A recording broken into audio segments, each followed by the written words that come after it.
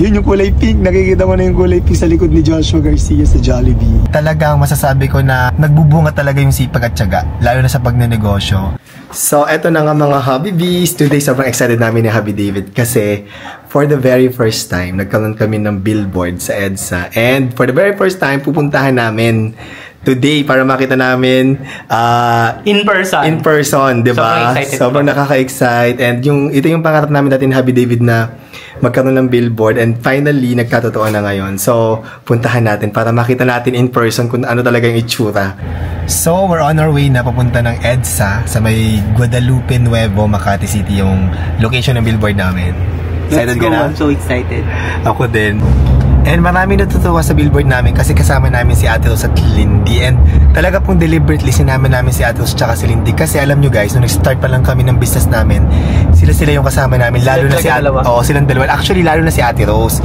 Alam nyo, nag-start kami gumawa ng business. Tatlo lang kami. Ako, si Hubby David, tsaka si Ate Rose. Tapos si Ate Rose noon, syempre diba kasambahay namin siya naglilinis ng bahay. Tapos sa gabi, nagpapak kami. Na-remember ko pa kapag sa gabi, pag mapapak kami, inaabot kami ng 1 o'clock ng madaling araw, 3 AM ng madaling araw. Ginagawa natin, si Ate Rose tumutulong sa amin kasi kami talaga dalawa ni Hubby Ray ang nagpapak.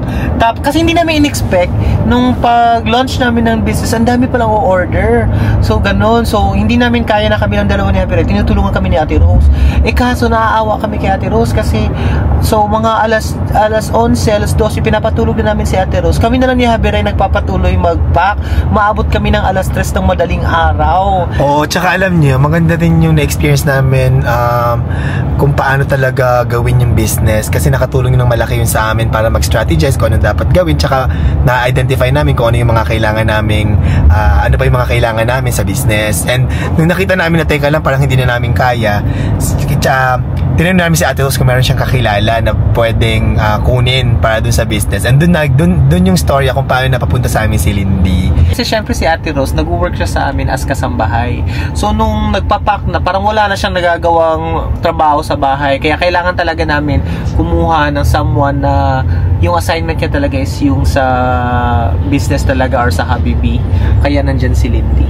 Oo, ayun. Talagang naalala ko pa ng mga panahon na yun na laging talagang ang sakit ng likod namin, kapapak, tapos puyat si Ate Rose. Puyat kami, tapos meron pa kaming mga trabaho.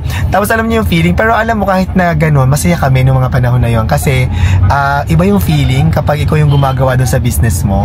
Pag hands-on ka, tapos sinisimulan mo yung negosyo, nakakatuwa lang.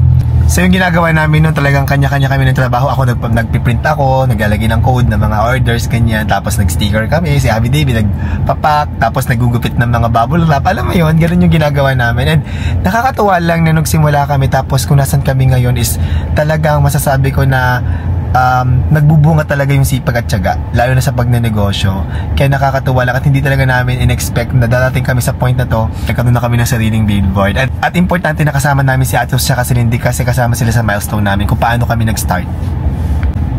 And naalala ko rin na nagsimula kami, sa bahay lang talaga kami kasi you're testing the waters tsaka the market. So, hindi pa namin alam kung paano papatakbuhin talaga yung negosyo. So, nag-start lang kami online. Tapos, ayun, sa bahay lang kami nagpapak. Hanggang sa nakita namin na lumalaki na yung negosyo. So, nagkaroon na kami ng stock room namin. Tapos, doon na pumapasok si Lindy. Tapos, nagkumuha na kami ng mga employees namin. Ayun, ganun siya nag-start guys. At nakakatuwa lang talaga yung evolution ng business namin. At mas importantly, mas nakakatuwa na marami talagang nahiya at nakagusto sa product namin. And yan naman talaga ang gusto namin, magbigay ng mga quality products na para sa mga consumers namin. Yeah, and the billboard right now is a testimony na marami na talaga ang nagtitiwala sa ating products. Maraming salamat po sa inyo. At dahil may billboard na nga tayo, mas marami pa sana ang makaalam tungkol sa ating napakagandang produkto na sobrang happy at sobrang healthy. Yan, at doon sa mga nagtatanong pa rin sa amin hanggang ngayon kung saan nabibili yung products namin, available po kami sa lahat ng branches ng Daiso Japan sa Pilipinas po, tsaka sa Super 50. At available din po kami online sa Shopee, TikTok, and Lazada. Malapit na tayo sa billboard. At ang ganda ng panahon ngayon, ayan o. Uminit bigla, mabuti na lang hindi umuulan para mas maliwanag, mas makita namin ng maayos. At syempre nagsalamin ako para kitang-kita ko. Daanan din sana natin siya sa gabi para makita natin itsura niya sa gabi. Mamaya pag uwi natin, tingnan natin kung ano itsura sa gabi. Malapit na tayo. Anong tinatanong mo dyan? Ha? Tinitingnan ko, makita ko na. Kasi malapit na kami, Northbound guys. to? Northbound ng EDSA. Yan, dito sa may Guadalupe Nuevo. Mas kita siya ng southbound Ayun siya, ata. malapit na siya. Parang, ayun yung kulay pink. Nakikita mo na yung kulay pink sa likod ni Joshua Garcia sa Jollibee. Ay, oo nga! Kita mo na? Ayun, Nakikita ko na yung pink.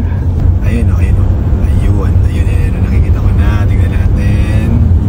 Oh my God, ayun na. Ang billboard namin. Nakakatuwa. Ang ganda. Ang ganda. Oh my God. Laki! Ano napipil mo? Happy. Sobrang Thank you, happy. Lord. Thank you, Lord.